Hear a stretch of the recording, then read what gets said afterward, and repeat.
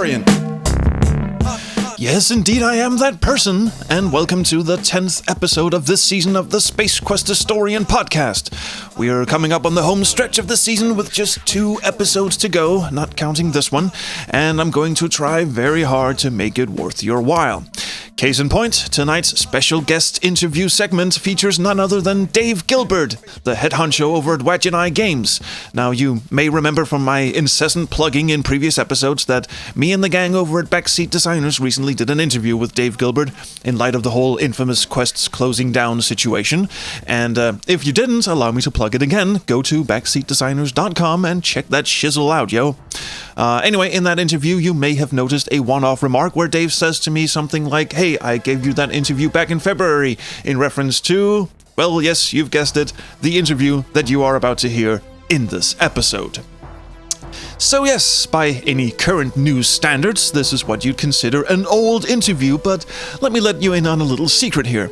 In fact, all the interviews you've been listening to this entire season were conducted a month before the first episode ever hit the internet airwaves.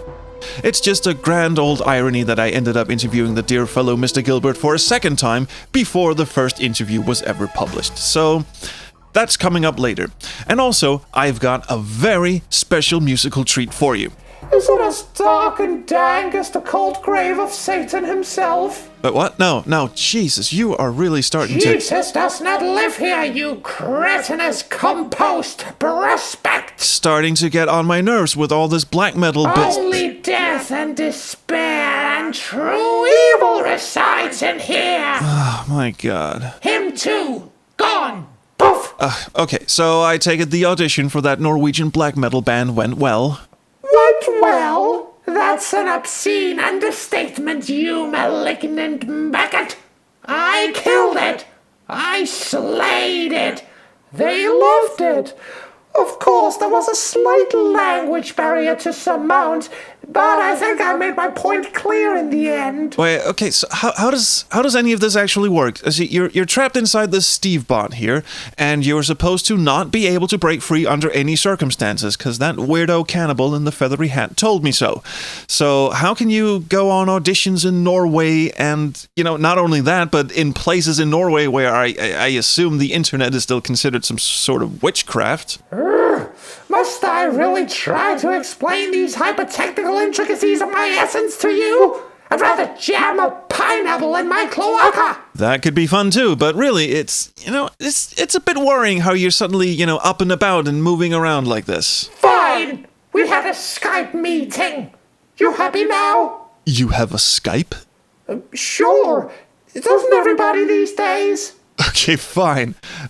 So what happens when you get the job as the lyricist for this band? Are you just gonna send them lyrics via Skype or something? No, I can't send any files. That's one of those maddening shackles that corpse-munching douchebag imposed upon me. My connectivity to the outside world is limited to just communications. Any transfer of data beyond that of simple text is impossible.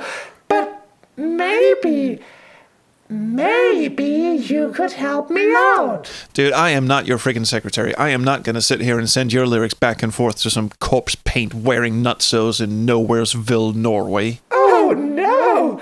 You misunderstand, human.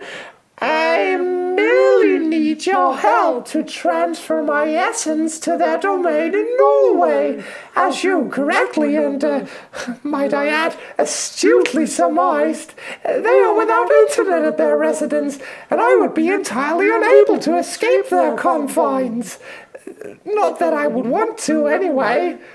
This is all I've ever dreamed of, to be able to spread my message, to finally be heard. Listen to, appreciated. Fine. Wait, does this mean you're moving out? Like, I'd actually be rid of you forever? Well, yeah. Gone, like poof. I'd, ship you off to Norway and you'd be there for eternity. That's what I'm saying, yes. Hot damn!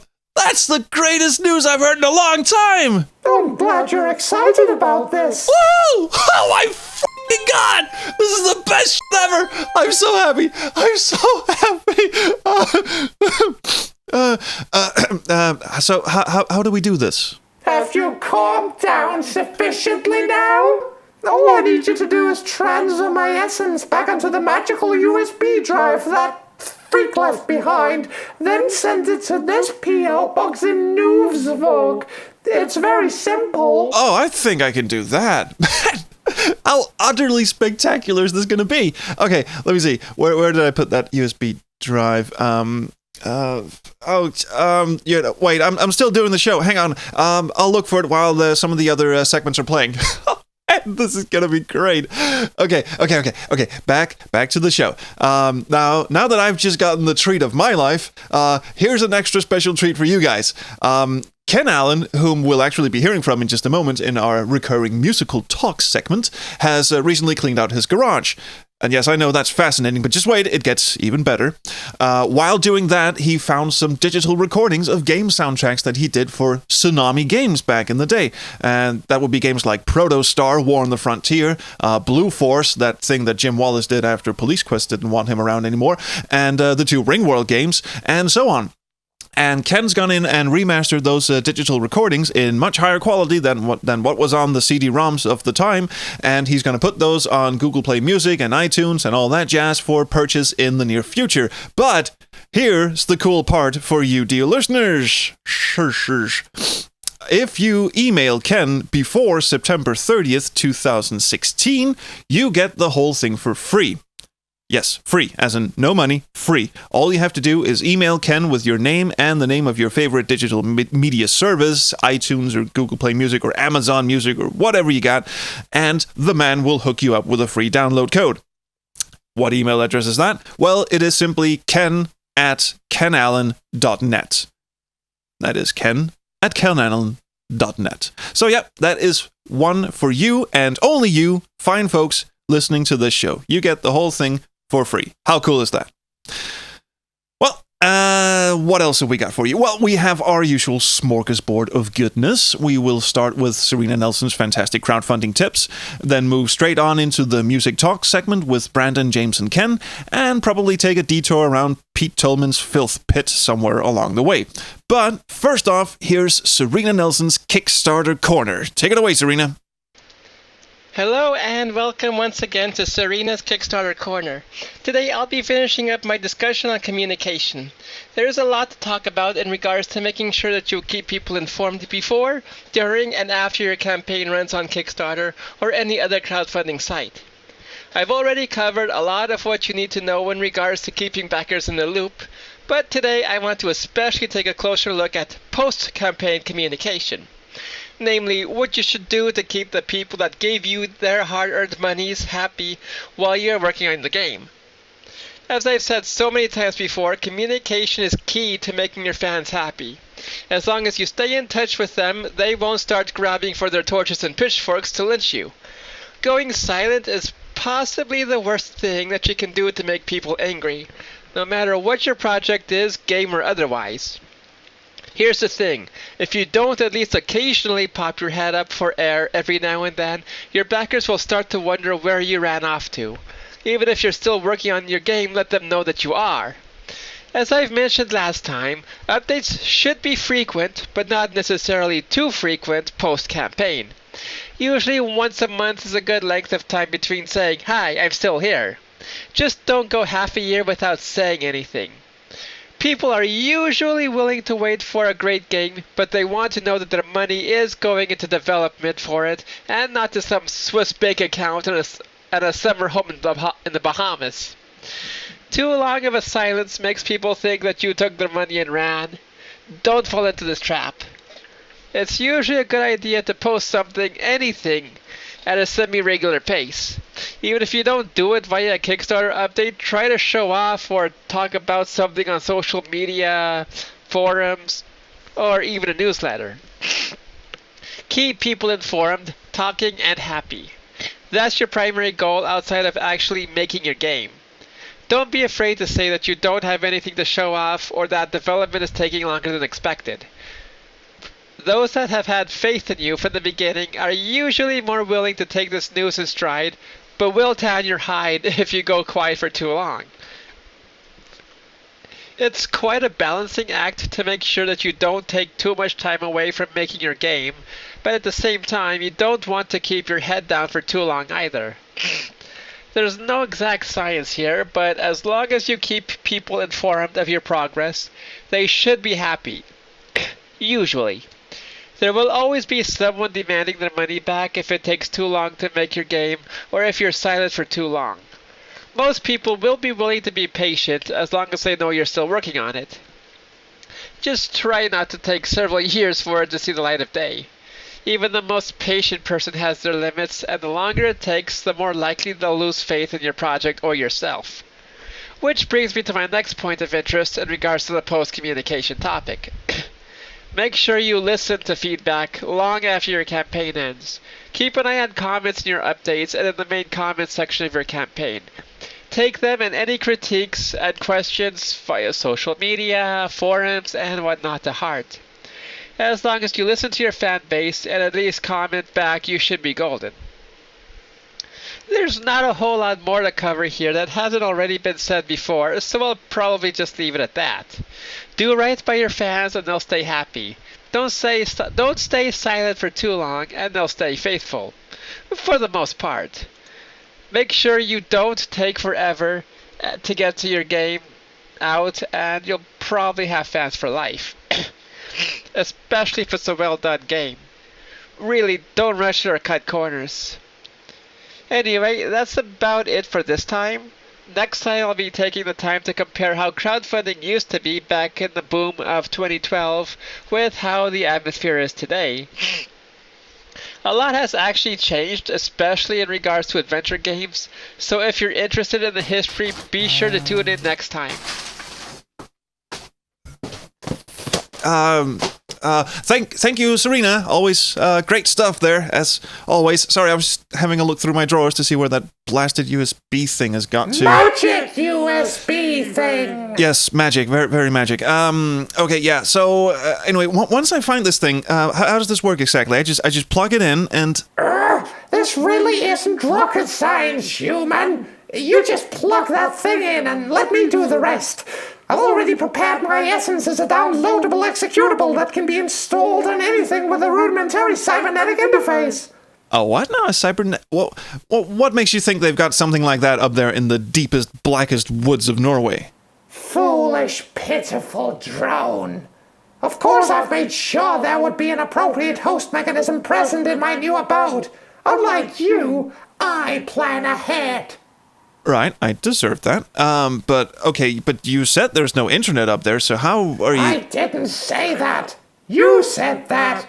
Dear God, I think you may be experiencing the first signs of delirium. Perhaps dengue fever? Have you noticed any oddly shaped bite marks on your extremities lately? What? No, I don't have dengue fever. I haven't been bitten by any mosquitoes. Why even... Never mind. Wait. Is that why I had to turn away that guy the other day? The one who was, delivering the package to the Center for Disease Control and who said he got the address wrong? What, were you trying to get me infected with dengue fever? I may have. Cedric! Look, it was an ill-calculated plan. I have bigger fish to fry now. I didn't expect your post service to be that slow. I ordered those disease-ridden insects ages ago. Who knew B-class post from Burkina Faso would take this long to get here? Oh my God, you never cease to amaze me. All right, I'm just going to keep looking for this thing. And while I do that, let's check in with our dear friends Brandon Blume, James Mulvale, and Ken Allen as we continue the music discussion. And remember, I'll be extending this season with some shorter extra episodes after the 12th one, where I'll get a chance to sort of, conclude this segment. If you... I said that in the previous episode, and now I'm saying it again. So anyway, let's settle in with some grand music talk while I just... So, James, have you... Because the game soundtracks you've done so far with Infamous Quests have all been digital audio. Have you had any experience playing around with MIDI in terms of game music? Not in terms of... having a game engine using MIDI to trigger audio, but everything I write is in MIDI. Like I program all my scores with MIDI. I've got a MIDI keyboard and whatnot, but what comes out the other end is digital audio. So I use BSD sound libraries. But I've not been asked to do it. I'm trying to push for something like that with the next infamous Quest game, The Fortress of Fire, which is the next Order of the Thorn. I really want to see if we can implement like an iMuse system. I would love to do that. I would totally love to do it, and just write like 4 different stems. Like, and then all you have to do is like have it on a different. I say I don't really know how to program this stuff, and I don't even know if you can do it in. I don't know if you can do it in AGS, but I know you can have. I know you can have different channels for different audio types. So if you can just fade a channel up when it gets to a certain area of the room or a different room, have a guitar fade in and. As long as they're all playing at the same time originally. I don't know. It's really interesting. I would love to get doing a more interactive thing. We tried it with Quest for Infamy with this. It was a scene with the slaver where it was like this tension music. It was a very tense scene where you're meant to kill all these guys in sequence. And as you did footsteps, you'd have this pizzicato sort of little theme going. Yeah, a little tiptoe thing. Like things. It was like just creeping around, and when you stabbed the guy in the face, it was a big like psycho string thing. But I think in the end they only managed to get like two different sounds. I made a whole palette of music to be triggered at different times, but I think they only used 2 of the pieces. Yeah, which is sad because Adventure Game Studio can do tracker. Can play tracking music as well as MIDI and digital audio. And I was actually from the last time we talked to now. The last time we talked, I was suggesting that you can actually turn off different channels in Tracker, so you could basically do kind of an iMuse thing in AGS. It turns out you actually can't, sadly. Because I was talking to Brian of the Squarewaves FM podcast, and he was like going completely, oh wow, I really want to learn AGS so I can fiddle around with compose a track or soundtrack to it and just fade channels in and out and jump to certain bits, certain patterns in the tracking stuff and such. But apparently it just goes, all right, what mod file do you want to play? And that's kind of it, which is a shame, really, because that would really... The only game that I know of that actually does take advantage of mods like that is the original Unreal, the first-person shooter. Because it would play dynamically change depending on if you see...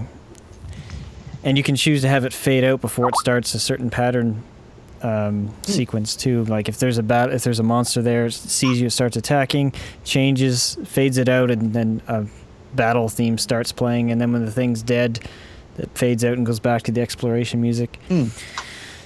You think that's the only one I know of that could do that? Yeah, which is really a shame because some games have really used tracking music to great effect. The original Command & Conquer games, I thought they were tracker music, but Ken interviewed Frank Kilpacky, who did the soundtracks, and he actually went, nah, they were actually digital audio.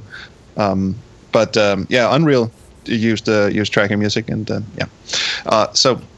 Even if you are, because MIDI has one great disadvantage, of course, which is that the sound that you're getting out of it is dependent on whatever sound card you've got in the end user's computer, and that's right. Mod music does not have that, because what you get out of a mod tracking piece of music is the same, because it's using the digital audio a bit of the sound card, which is usually low quality though. Oh yeah, which is its con. So actually, of course, it could be high quality now. Oh yeah, I mean you could do. I mean, there's not like a size limitation of it, because back in the old tracker days, it was considered heresy to submit a mod that was a megabyte in size. That would be like completely unheard of. Actually, one of my favorite mod trackers who actually composed mods for some of my favorite games that supported mod music that were my favorite tracks, from Crusader No Remorse and Unreal, was a guy named Andrew Sega who called himself Necros, and he still tracks to this day. And how he makes music is he uses it's an open source tracker program that actually you can use MIDI in conjunction with it, so you can use VST instruments and effects, but it's still composed from a pattern-based tracking point of view. And holy crap! I found a video on YouTube of him giving a seminar about it a few years ago, and he had a presentation with PowerPoint. He was talking about it and how it works. And it was really fascinating. He still does it to this day. Wow. Wow, interesting. Because I know that there's stuff like what's it called, Renoise out there, which looks like the old fast tracker, impulse tracker, but it uses VSTs. I think the one he was talking about was called, it started with a B. What was it called? See if I can look it up. The excitement is building. Drumroll. Dun, dun, dun, dun, dun. I found the video, incidentally. Oh, cool. But is it here? It's like the most ambitious open source tracking project. It's the one that works with VSTs. It starts with B. I can't remember the name. Oh. If you watch the video, he mentions it, but. All right. But anyway, it's actually an interesting question to pose to Ken, which is that when you guys were composing for games back in the early 90s. Sorry? That's what it was. It was Buzz. It's called Buzz. Oh, Buzz Tracker. Continue. I've heard of that. It's really, really awkward to work with because you've got all these machines that you have to interconnect. It's like playing. Yeah, it's like playing Tetris with your machines. It's like Reason's virtual rack system where you can put the wires into whatever virtual rack instrument or whatever you want. It's very similar. I saw the picture where you could like map all this, connect all the stuff to. It's fairly complicated, but it's amazing what he can do with it anyway. Oh yeah. Oh, I've played around with an old version of it, and I just could not wrap my head around it. It looks pretty interesting. Anyway, the question I was going to put to Ken was when you guys were composing music for just when sound cards were coming out in the early 90s and such, you had to contend with the fact that your music would sound totally different on a vast number of different sound cards. So how'd you go about trying to make how to make the soundtrack sound nice no matter what the end user had? Right. Boy, that brings up a lot of painful memories.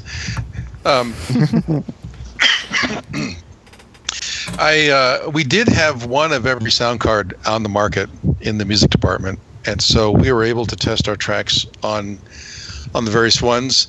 But Sound Blaster shared its tracks with a couple of other, like an Ensoniq card and a couple of other FM synthesis. I think the IBM Music Feature, I think, was an FM synthesis card.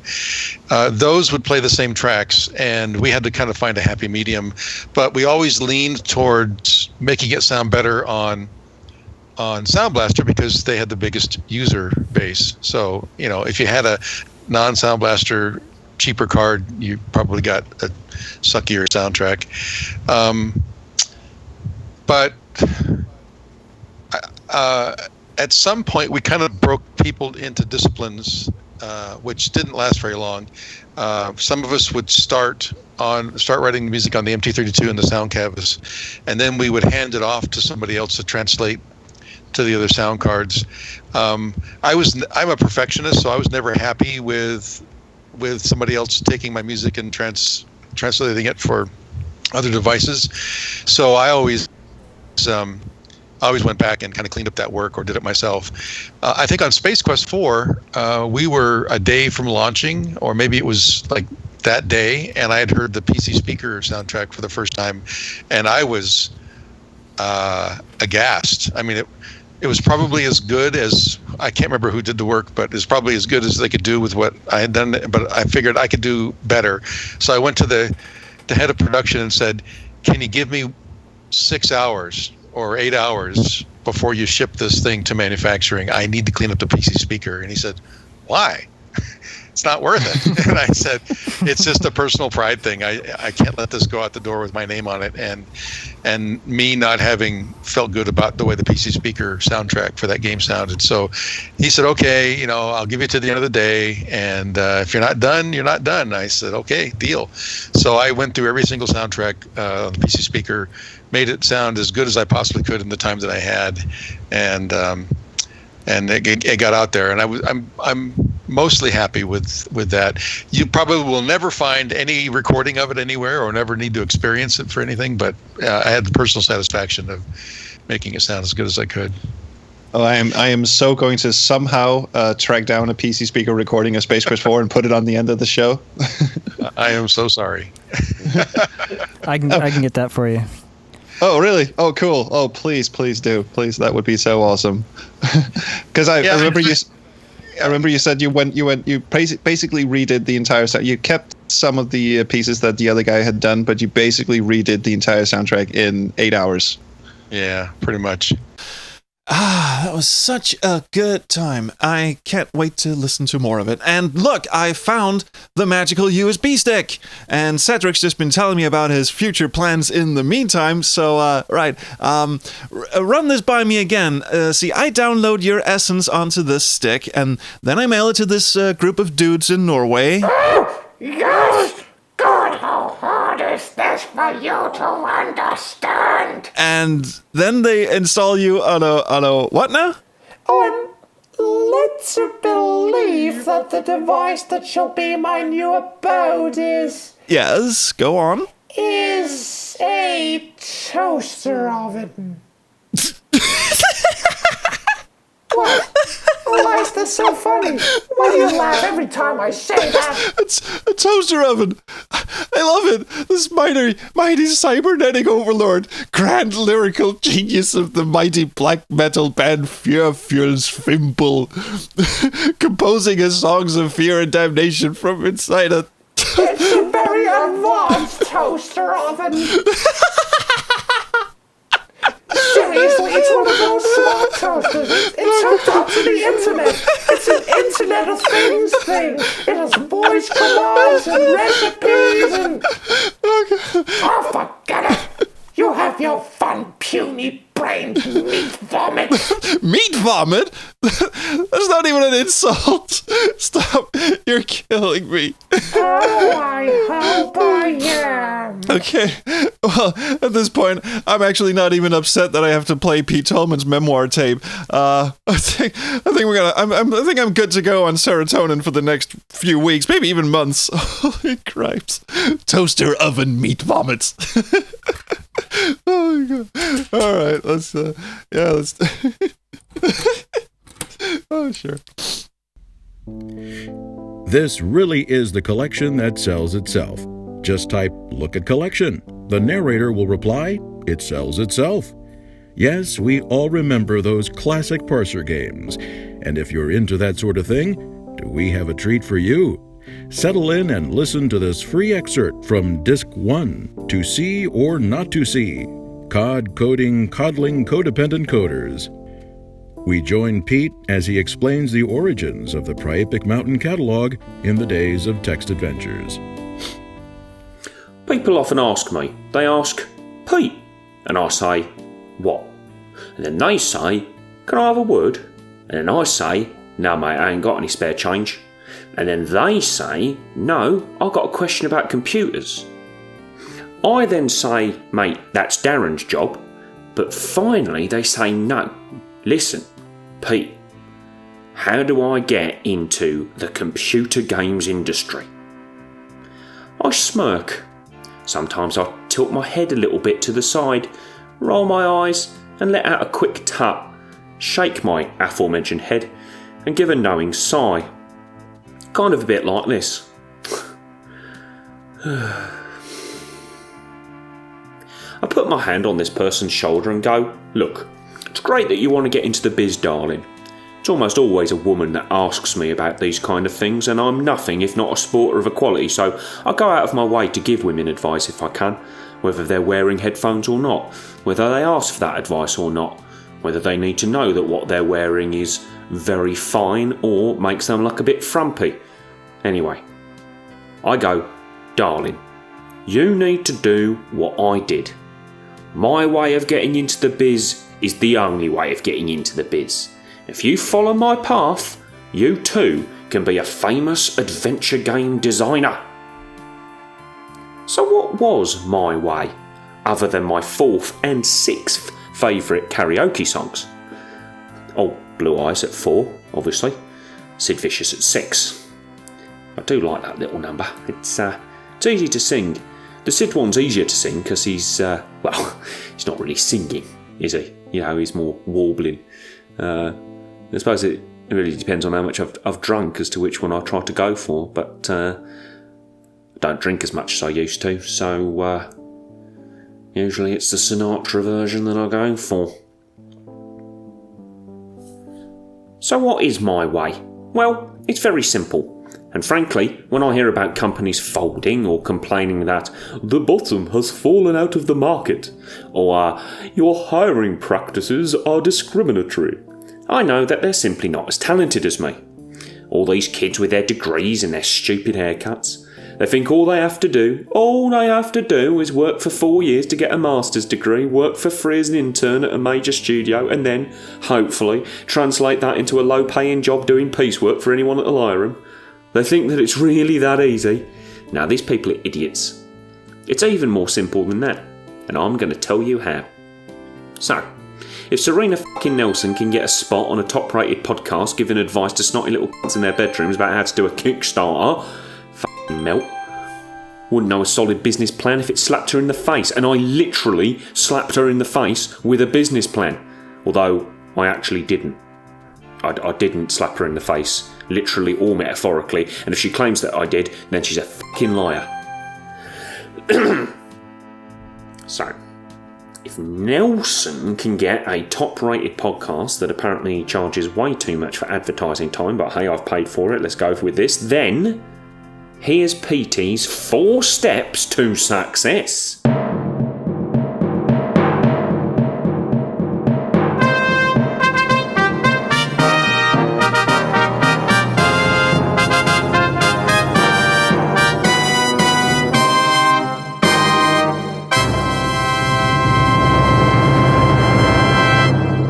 Step 1. Get in on the ground level. I managed this by skillfully negotiating my berth to circa 1955 to 1970. This means I was able to use computers as a kid and then learn how to code them during the video game boom of the early 1980s. The problem with youngsters today is that they weren't born in the 60s or late 1950s, and this really hampers them. I tell them to be older. They don't like that. Snotty little cunts. Step 2. Now that you're the right age, and it's 1983, make sure you live in a major population centre to take advantage of those who can afford a home computer and set up a viable business. I was a student in San Francisco in the early 1980s. Now, I do realise I'm not completely dense, not everybody is able to do that, some people are not as privileged as I was in certain ways, even though I had to work very hard to get to San Francisco in the 1980s. Do at least try to be living in London or Berlin or some major population centre at some point between 1987 and 1993. It will definitely help your chances. Step 3. Ken Williams. This is a surefire way to get your hands on the latest technology, regardless of your ability to write code or come up with compelling stories. If you can't or won't Ken Williams, and we've all been there, at least be willing to steal the Williamses' office equipment. If Scott Murphy catches you stealing office equipment, pretend you're an office supplies delivery boy. If he still insists that he's seen you hiding in the bushes outside his apartment, and if you don't leave immediately, he'll call the cops, do leave immediately. But the crucial part of this is that you will find it much easier to get a job if you find some way of leeching off Ken Williams' success. Trust me, guys. Trust me. Motherfucking step 4. Profit. And there you have it. A surefire way to get into the gaming industry. You just have to work hard and be in the right place at the right time. If you're not willing to be in the right place at the right time, well, that's not my problem.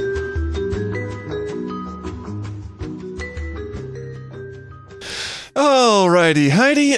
Cedric's refusing to speak to me anymore, so I'm just going to go straight on to introducing tonight's special guest interviewee. If you're even the slightest bit interested in adventure games, he probably doesn't need an introduction, but I'm going to give him one anyway. If games such as Blackwell Epiphany, Gemini Rue, Techno Babylon, and Shardlight ring any bells, well, you can thank Dave Gilbert, because his company Wadjet Games released all of those.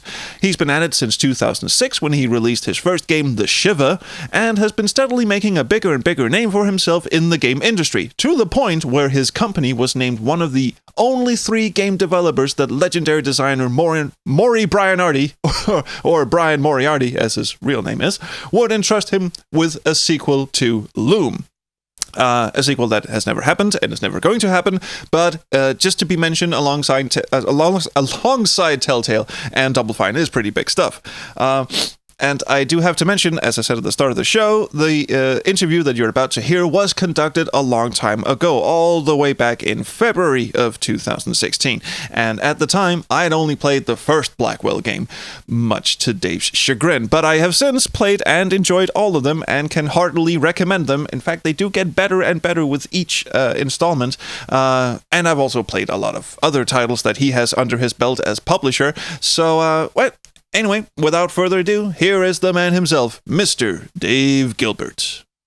So it wouldn't be unfair to say that Wadjet is sort of born out of passion projects. I mean, I've noticed your own games. Sure. Yeah, very, very passionate about your own games of very high quality standards, and the projects that you've chosen to take on under the Wadjet banner have also been really like passion projects. I'm thinking like a Golden Wake and Techno Babylon.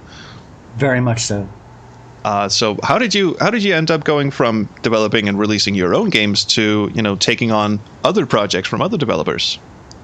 Well, it started off when I realized that these games take a long time to make. I had this idealistic plan of coming out with a new Blackwell game like every 4 or 5 months. There was no way that was going to happen, especially as I got better at making them. It meant that the games were better, but they took significantly longer to make. And since each game was taking at least a year, 2 years to make, I knew that if one was a bomb, if I had one complete dud, I was finished. I wouldn't be able to earn enough money to continue even paying my mortgage or anything. So I thought that getting into publishing would be the best way to kind of increase our output, get more games out there. Hire someone to publish a game, to make a game that I could sell while I was working on my own thing. And it took a bit of time to kind of work out the kinks of how that would work, but it seems to have worked out pretty well. You could say so, yes. I mean, famously, Brian Moriarty said that was at GDC that the only people he trusted with the Loom franchise was 3 companies, and yours was included in that top 3. So the reaction to that was like so strong, it killed my phone. I was in when he gave that announcement, I was on a panel at PAX East, and my phone just kept vibrating. It wouldn't stop. And I thought someone was calling me, but no one was. And I had no idea what was going on because I was in the middle of a panel. And then the panel ended and my phone had died because it was nonstop vibrating. And it wasn't until hours later that I got back to the hotel that I found out what had happened. So that was pretty cool. Yeah, that was pretty cool. It's kind of sad that, all the rights to Loom are tied up in various bullcrap. It's impossible. Yeah. It's like between Lucas and Disney, and it's like, music is owned by one person, art is owned by another. The IP is owned by another person. It's just snarled in so many, as the companies are bought and sold and things like that. It's just too much trouble for me to even consider. I wouldn't even want to approach it. No, I can certainly understand why. And also, speaking about your own company, sorry, second language. Sometimes I do these weird grammar errors that. Sounded fun. Okay. Well, in relation to your own company, that's what I was trying to say. Having the rights to your own stuff, and being a completely free agent must also be very liberating, especially if you look at situations like that where, Telltale had to jump through all sorts of hoops just to get the rights to Sam and Max, even though Steve Purcell was in the wings going, yeah, guys, do it. Yeah, I agree. I much prefer owning my own stuff. Most people seem to do. Well, and also the current state of adventure games, to me at least, sort of mirrors the, let's say, late 80s, early 90s, where you could conceivably sit down 4 people and create an adventure game, and one person would perhaps be in charge of coffee, and the rest of them would actually develop the game, instead of, having a 400-page design document that you had to shop around to 3 different executives before you could get it greenlit and all this stuff. It's a much more, a hobbyist kind of, or at least a do-it-yourself kind of DIY thing. Well, it's not just, I wouldn't call it hobbyist. It's the tools that exist now make it so much easier for small teams to do this, and not just adventure games and things like AGS, but you've got Unity, which like 1 or 2 people can make a fantastic game. So it's also. Like the times just enable this. There's so many great games that could be made because the tools are available for small teams with relatively little money or even inexperience to pick up and use, which is how I got started. I mean, I made my early games for 0 money.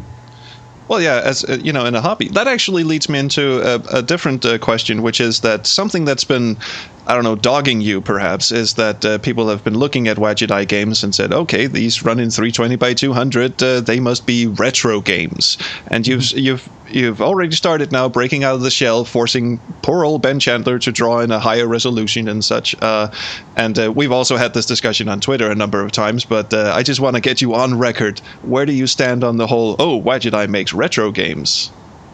I mean, I know they look retro because of the pixel art, but I think other than that, I don't really consider our stuff too retro, or at least I don't. All right. How do I explain this so I sound smart?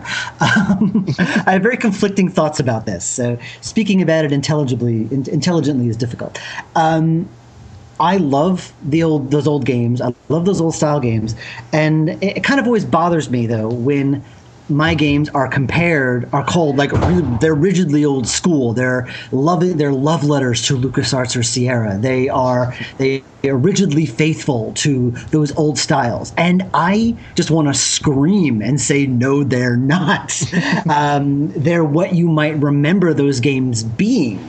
But I like to think of them as being quite modern, at least in terms of design and sensibility. They're more the kind of games that I want to play. I go back and play those old games, and as much as I love them and have fond memories of them, 90% of them I can't play anymore. They're just so dated.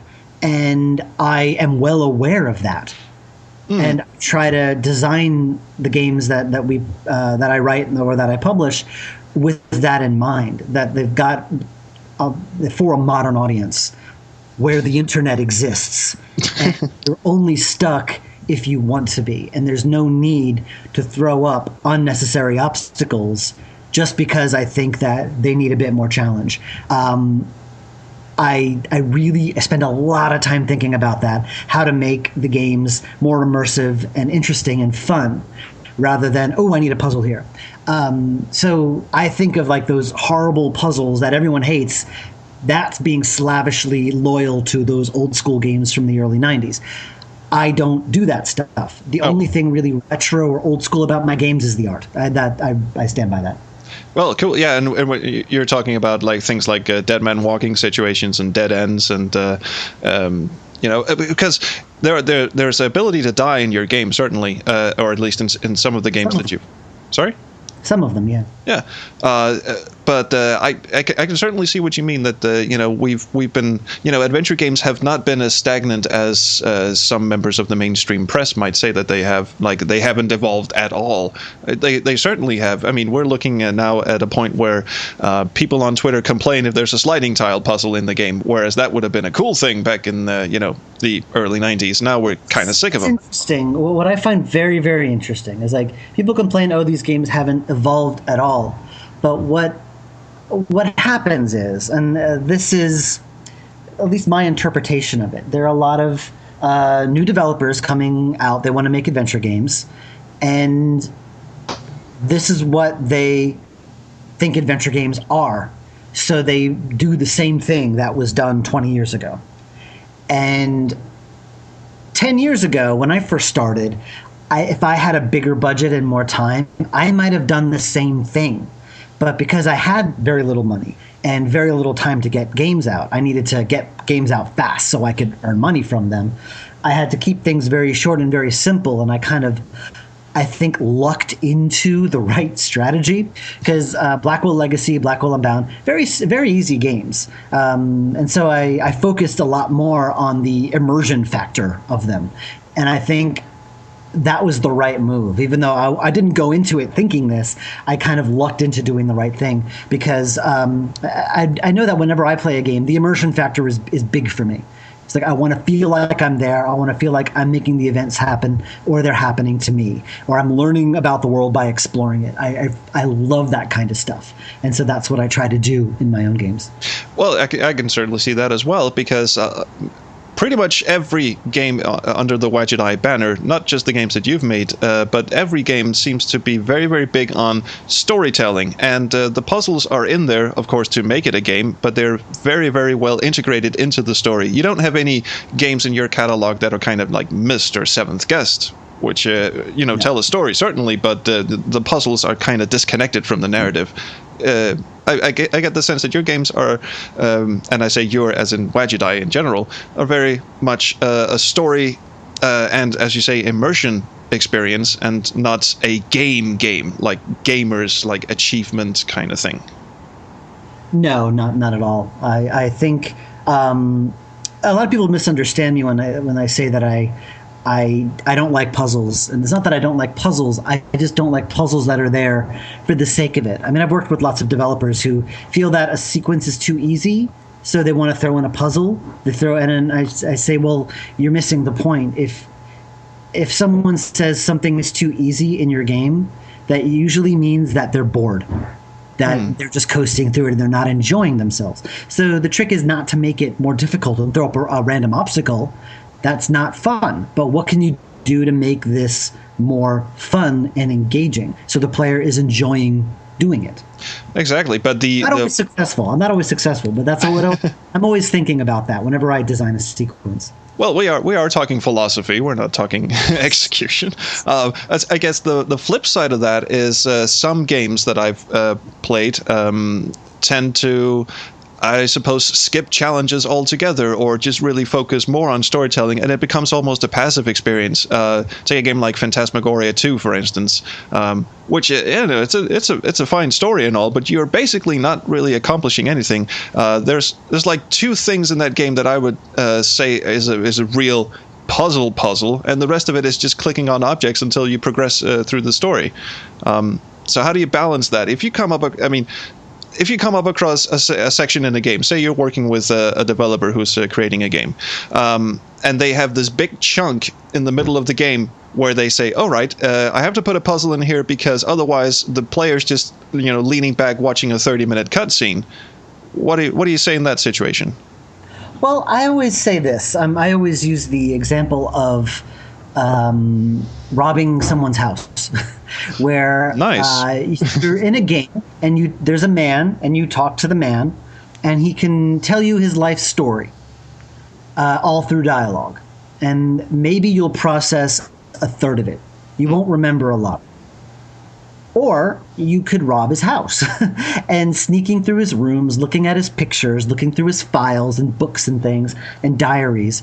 You can learn that exact same stuff, but it's a lot more fun and it's a lot more immersive and interactive. And also you will probably remember it more because you actually did it yourself. It's like learning something. It's like learning about engineering in a classroom versus actually building something yourself. Like you will remember it because you've done it. And it's a lot more effective that way. My wife and I recently played Life is Strange. My favorite parts of that game was going through the kids' dorm rooms and like looking at all their photographs. And it's like, holy crap. By the time you leave the room, I felt like I knew everything about them, you know? It was pretty neat. Yeah, instead of them just telling you, I come from this place and I've done such and such, you're actually rummaging around their stuff, which, again, you know, is, you know, one of the other things is about adventure games, one of the, I don't know, criticisms, but at least one of the things that get levied against it is that every adventure game protagonist is either a kleptomaniac or a master manipulator, because basically you just coerce people into doing stuff for you, or you steal their crap. Yes. Well, that's the cliche, but the trick is to avoid those cliches. Let's go into the gray area, if you don't mind. First of all, I've had this discussion with Ben Chandler a number of times, so I just want to get your perspective on it. He's a big fan of it, and I completely loathe it. Labyrinths and mazes in adventure games, good or bad? Ben is the kind of guy who will happily fill a notebook with like secret codes and graph paper and graphs, and like he loves that stuff. I don't like that stuff either, unless there's something clever about it. Unless there's a clever way to get through it that doesn't involve sitting there mapping it. When your game becomes work, that's when I tune out. And I don't know if you can hear me over that siren. Well, welcome to New York, everyone. Oh, they must have crashed into something. Oh, I can't hear. Oh, that's still going. I don't think they're necessarily a bad thing. It's just you got to make it like with anything. I mean, if you're in a labyrinth or a maze, how do you make it fun? How do you make it interesting? It's not so much that labyrinths are bad. It's just most of them are thrown in there for filler, and they're not fun. Mm-hmm. Okay, the other thing, speaking about adventure game design philosophy, one thing that I absolutely loathe, and some others are okay with, timer puzzles. Good or bad? Again, make it fun. It's not a matter of them being good or bad. Just make it fun. If I'm having fun, and if you give me a timer puzzle and I'm enjoying it, then it's good. If I'm not enjoying it, then it's bad. How you do that is up to you. Well, it is very strange because I say I loathe time puzzles, and yet one of my favorite games is Space Quest 4, which is just one huge time puzzle after another. So I really have a hard time reconciling that. But well, because you enjoyed it. You were having fun. I was having in a masochistic way, yes, because that game is out to get you. And also, enjoying yourself. Then there's no wrong answer. If it works, it works. That's really the only answer I can give. Well, but the other thing is that, well, it's rose-tinted glasses for me because I got that game when I was, 14, 15 years old, and I probably wouldn't have the patience to go through an experience like that again. So, again, with the, casual game, or at least the, investment in a game that you have now, it really has to sort of pull you in and make much more of an effort to pull you in right from the start in order to get you to, overcome those kind of obstacles. Oh, very much so. I mean, you could even use television now as an example. With Netflix and with Amazon and with Hulu, it's like you can watch anything you want whenever you want. And it used to be like a show was on the air and maybe the ratings weren't so great, maybe it was kind of iffy. Like a network, if they believed in it, they would give it a chance, and it would develop a following over time. Now it's like, if you don't like the first episode, forget it. Like there's 1,000 other things you can watch. So you just move on. So that's why you see a lot of high quality TV now, because they really need to draw you in. And games need to be the same way. They need to really focus on getting you in right when you started. I mean, it used to be that and this actually took a while for me to understand, is that like the first hour or two, you usually expect to be on the slow side. You're getting to know the world, you're getting to know the mechanics and the atmosphere and everything, and then you expect it to pick up. You pick up later. Now you don't really have that luxury anymore.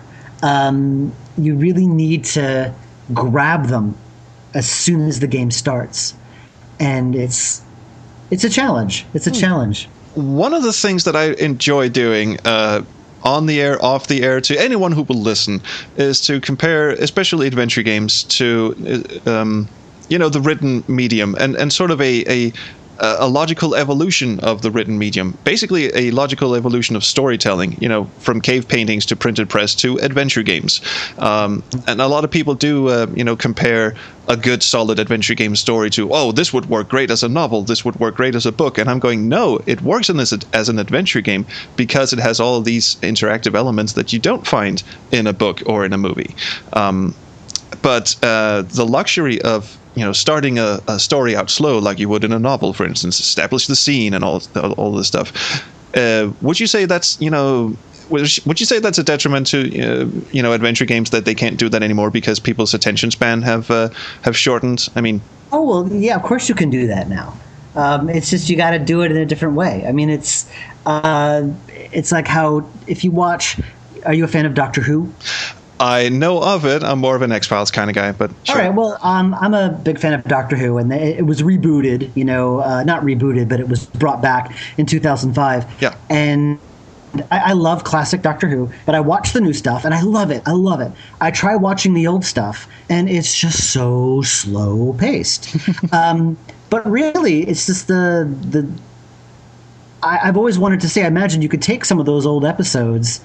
And, they're often like told over 3 or 4 episode arcs, whereas now the modern Doctor Who is told in one episode. You could probably take those old episodes, edit them down to fit the time frame of a modern episode, simply because shots are faster, edits are tighter, things are told faster now. You can do a lot more with less these days. You don't have to show someone walking to a door, opening it, and leaving. You could just cut to them going to the next room, and your brain fills in the rest. That kind of thing. So of course you can have like setting and show the atmosphere and things like that. You just do it a little differently now. Yeah, there's a whole get to the issue or get to the chase or that kind of thing, which. That's another thing that some people might say about adventure games is that the pacing is really, really slow. And not just the pacing of the story, but the actual act of playing it. You're watching this character move across the screen, and in order to exit the room, you have to, maneuver him over to the other side of the screen, which, again, you have to do in an FPS, but you can run in that. Okay, yeah. And you can run in the funny thing is, and I never quite understood this with a lot of modern adventure games, they've got click for walk, double click for run. And that's just a standard. And I'm like, why is that even necessary? Like, why can't the character just move faster to start with?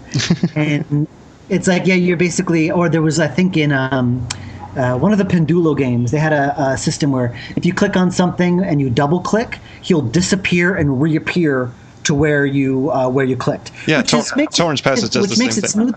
Yeah, sorry. I don't remember that. But which is clever, but at the same time, it totally puts a Band-Aid on the problem. The problem, like if you have to circumvent your own mechanics to make it more pleasant to play, then there's a problem. Just have the character walk faster to start with, or make it pleasant to walk through this room, or make the walkable area smaller. It's you have to approach it from the design level upward. You can't just throw Band-Aids on it. Yeah, exactly. So, I mean, you try. I mean, sometimes it's unavoidable. Like, I know that I think in Shardlight, there's several scrolling rooms, and you have to cross them a lot and go back and forth. And you don't realize until it's too late, like, oh, man, maybe we shouldn't have done that. But it's too late. Hindsight 2020. But, it's something to keep in mind. Well, there are solutions and not just Band-Aids to that kind of problem. One of them is, for instance, I love Sam & Max Hit the Road 2 bits, but one of the things is that the walking speed is so slow, and often there's a lot of just getting back to your car so you can get to the map screen. If there was a travel icon, hey, problem solved. I could just zip right over to where I want to go. And the whole double click to run kind of thing, it does take you out of that thing you were talking about, that weird mystical thing called immersion, because all of a sudden you've got a main character like in the Blade Runner game or The Longest Journey who just runs everywhere, runs inside people's houses. And the run cycles always look stupid without fail. No one can get it to look like, I don't know why. Like, none of these games can make them look right. At least in 2D games. In 3D games, they look better, but or at least in 3D, full 3D, not 2.5D. Oh yeah, which I suppose is good enough of a segue into talking about technology, because you started out with Adventure Game Studio, and I love Adventure Game Studio to bits. Again, a favorite phrase of mine, apparently, because I just said that twice in a row. Because it means that even a complete Luddite, a complete non-programmer like me, can actually sit down and create an adventure game just from using the basic settings. And you've, of course, gone way, way beyond that, not just in terms of graphics, but also bits in Gemini Rue where there's shootout sequences and loading guns and all this sort of stuff. Things that I would never try to program that one, but no, that's true. But pushing the envelope of what AGS can do, but. Has it, I'm framing this in the form of a question, but has it been kind of a millstone around your neck to have started out with Adventure Game Studio because of the porting issues and because of, not that it can't do high resolutions, but the vast majority of Adventure Game Studio's games are in 320 by 200, so you've got the whole pixel art thing hanging over your neck. Would you, in hindsight, say that you probably, or wish that you had a different engine or whatever? The only reason why I wish there was another engine that worked like AGS that could do the things that I want. And I mean, really, the problems with AGS, there's so many things it does right. Mm-hmm. It does, out of like 100 things that I want, AGS does 95 of them. The 5 remaining are really annoying, like the lack of porting, ease of porting. Although that's better now. I mean, Janet's able to port it to iOS. I know there's a Linux port, Mac port, not quite there yet. It kind of doesn't like the Steam overlay, which is a big problem. The save game issue is probably the biggest problem. Yeah, it doesn't save in the directory you got the game in. That's so weird. Well, no. The biggest issue that we have is that the save games aren't compatible with a new version. Like if I want to compile a new version of Gemini Rue, if I want to fix a bunch of bugs and compile it in the new version of AGS, none of the save game files from the previous version will work. That is the biggest issue we have, and it's been like a thorn in our side from the beginning. And that's a problem. We're trying to get that fixed. We hired a guy to help out with that, and I keep hearing, it's easy to fix. It's easy to fix. No one's done it. So we're finally paying someone to do it. So hopefully they'll help us out. But it's like the things, the problems that we have with AGS. Like if I looked into Unity last year, thinking, oh God, AGS, screw AGS, I'm done. Going over to Unity. I spent 2 weeks in Unity. I downloaded the Adventure Creator plugin for Unity, and the guy who created Adventure Creator was actually a developer I published, so we know each other.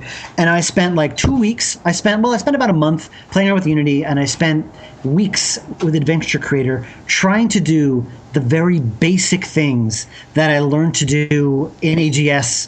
Like I originally learned how to do them in like an hour. And I spent weeks trying to do the exact same things in Unity. It was so much more difficult, it was just so much more faff and so many things that could go wrong. And I'm thinking, you know what? AGS has problems, but I'm just trading one set of problems for another.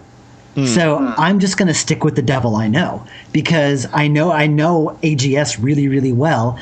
And yeah, people do have issues with it, but fortunately, it's a very, very small percentage. And for the most part, I know how to deal with those problems. So I stick with them. And it's not so much that I regret not using another engine or another system, is that there's nothing else comparable. There's absolutely, I mean, my wife is a professional programmer. Like she's one of those people who went to school for it and stuff, not like me.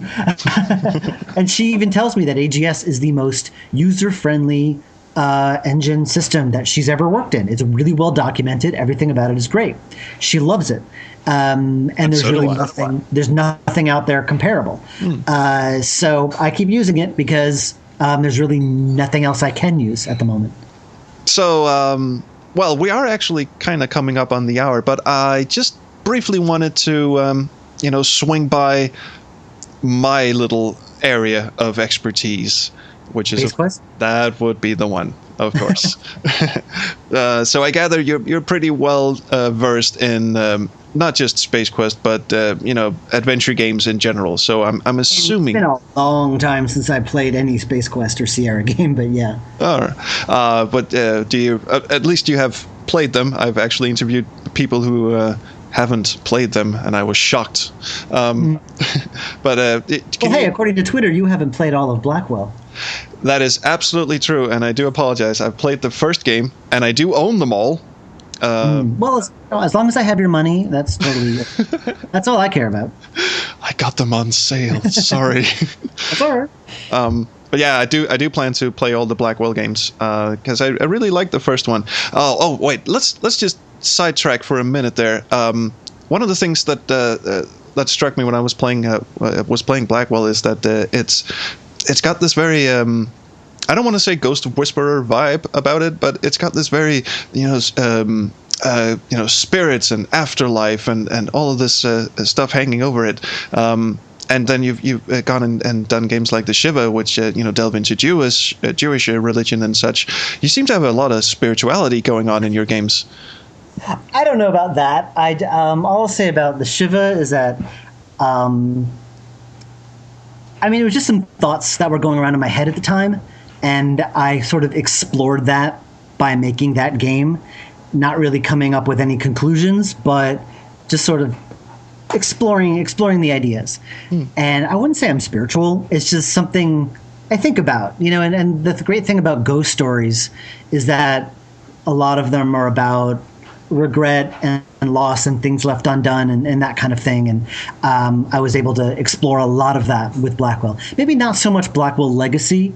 I'm sorry that's the only one you played, because I think it's the weakest one of the 5. But as the series went on, I really kind of figured out what Blackwell was about. And it's definitely about like urban isolation and kind of a lot of regret and that kind of thing. So I wouldn't say I'm spiritual. It's just the ghosts and things like that were a nice vehicle for exploring various ideas that I had. Yeah.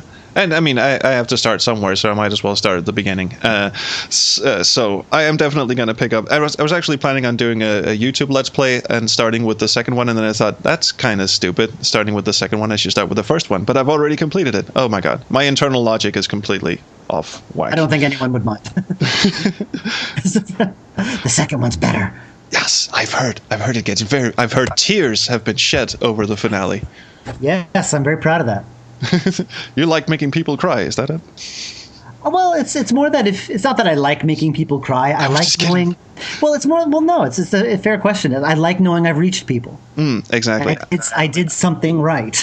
So that's where that sense of pride comes from. Well, I completely agree, because one thing that struck me when I was playing Gone Home, for instance, which has quickly become a favorite of mine, is that I have never been as emotionally invested in a computer game before, not just in the sense of accomplishment or the sense of an interesting story. It just I'm pointing at my chest. It got me right here. Like I said, it's the great thing about Gone Home is that you're doing it. You're exploring and learning about the story as you're playing, because it's you uncovering all this stuff, which makes it that much more engaging and immersive. When the big stuff finally happens, it really hurts you because you are now invested. You've put in all that effort into learning all that stuff. So when the payoff just works that much greater. And I like that much more than, for instance, games that put puzzles first and then story kind of second. I am looking at Discworld here. But anyway, moving back to Discworld Noir, but yeah, the first 2 Discworlds are not very good. Kind of messy. And I actually didn't beat Discworld Noir either, but I probably should get around to doing that. It's incredibly dated and very hard to play now, but I loved it when I played it in 1999. Loved it. I did play it. I never finished it. I got stuck somewhere, and then I just, gave up. That's an issue with mine. Anyway, moving back right onto the Space Quest thing, would you say that you have a favorite of the series? Space Quest? Yeah. God, it's been so long. I guess just purely from my memory, I think I liked 5 the best. With the captaining a ship and being able. Yeah, it felt more. It felt more like a big universe. I think it took itself a bit more seriously, which I think is the best way to do comedy. And also, Oh, sorry. Do go ahead. Yeah, it felt, I don't know, it felt good to play. It felt bigger and more epic, and I really felt like I got to know the characters more so than any other game in the series. That was exactly my point, is that Space Quest V dares to have supporting characters, because for much of, Space Quests 1 to 4 and 6, you're kind of on your own. So I've talked to a lot of other designers on the show. I can say that now because by the time everyone else is listening to this, there actually is a show. About having the buddy mechanic, having a supporting character that's either following you around like Max and Sam and Max, or is like a hint line character you can call up and just converse with, just ask, what am I supposed to do now, or how do you feel about this? With Space Quest, you're pretty much on your own for the entire duration. How do you would you ever, like, if you were going to do like a Stranded on a Desert Planet kind of game, how would you go about handling that kind of solitude?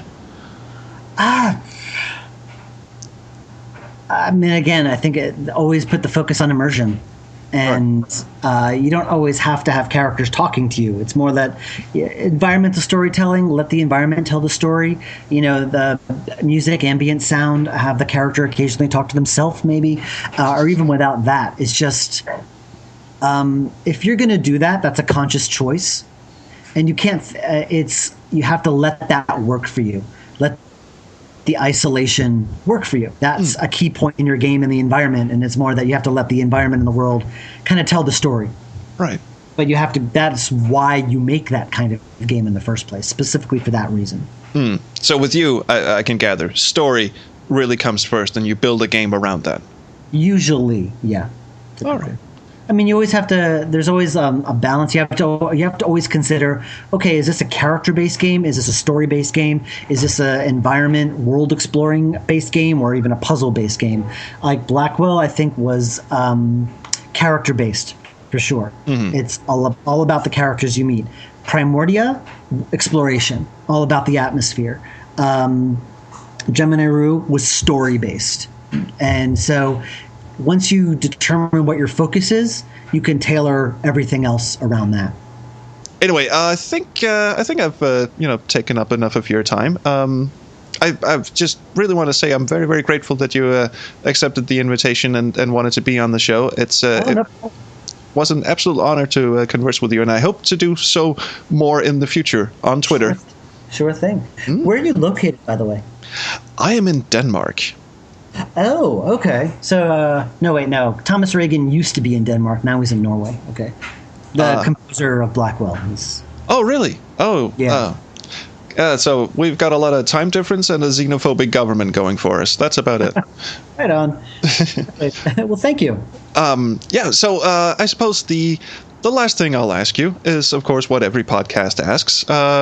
If people were so inclined to follow your stuff, and they don't for some reason already do, what would you like to tell people on how to reach you and follow your grand lord's work? WadjetIGames.com, and that's Wadjet with a J. And we shan't go into why it's Wadjet with a J and all of that stuff. I think that story's been told already. It just is. Let's never ask that question again, anyone else who's listening out there. So I can tell your building is on fire or something. So there's actually there's a hospital about 4 blocks from here, so we got a lot of ambulances that swing by. Okay, well that must you must be a heavy sleeper. Well, of course, our bedroom's nowhere, not on the street, so we're good. Okay, good. Well, thank you again, and yes, please take care. And I'm going to hit the stop button here so that I can say goodbye to you in private and swear again, which would be good. But anyway, thank you, and thank you. See you around the Chrono Stream. Right on. All right, well, that is it. My thanks, of course, to Dave for taking the time to have a chat with me. And as always, you can listen to the full unedited interview over on mixcloud.com/SpaceQuestHistorian. There's like an hour or so of fun stuff to chat to Dave with about thing. Anyway, there is a full unedited interview with Dave Gilbert over on mixcloud.com/SpaceQuestHistorian. I should probably clarify that the interview is 6 months old, if not a bit more, so he does talk about some things that are no longer currently relevant, some developments within the company and such, and people who have come and gone. So please keep that in mind when you're listening to the full unedited interview. It is an old one, and, things do tend to change in a 6-month span. So anyway, of course, I would be remiss not to mention that we recently, as in a few weeks ago, interviewed Dave for our other little podcast, The Backseat Designers, over on backseatdesigners.com, where you can listen to a 2-hour interview where he comments on the state of the adventure game industry and, Infamous Quests having to close their doors and what the secret to his amazing success is, which turns out to not be much of a secret. Okay, so let's just... Okay, Cedric, are you ready for this? I still haven't forgiven you for laughing at me, you know. Look, do you want my help or not? Fine. Let's get on with this. Don't you start giving me an attitude, man. I will toss this stick in the river, so help me. All right. Okay, stick is in. Now, do what you gotta do.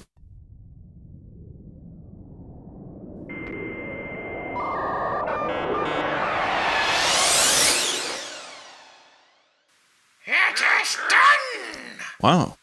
I still can't believe this USB stick has speakers built in. Why would they do that? Magic USB stick! Right. Well, time to wrap this package of perversity up and ship it off to Norway, where I'm sure nothing bad can come of it at all. So, thanks for listening, you guys. And remember, there's some extra cool stuff and a small but vibrant chat community waiting for you if you just go to patreon.com/SpaceQuestHistorian and throw me a bone. Just $1 if you feel like it. And, of course, you can check out my Let's Play series and blogs and all other nonsense over on SpaceQuestHistorian.com. And I will see you back for more nonsense in 2 weeks, and also around the Chrono Stream. Right, Cedric, let's find you an envelope.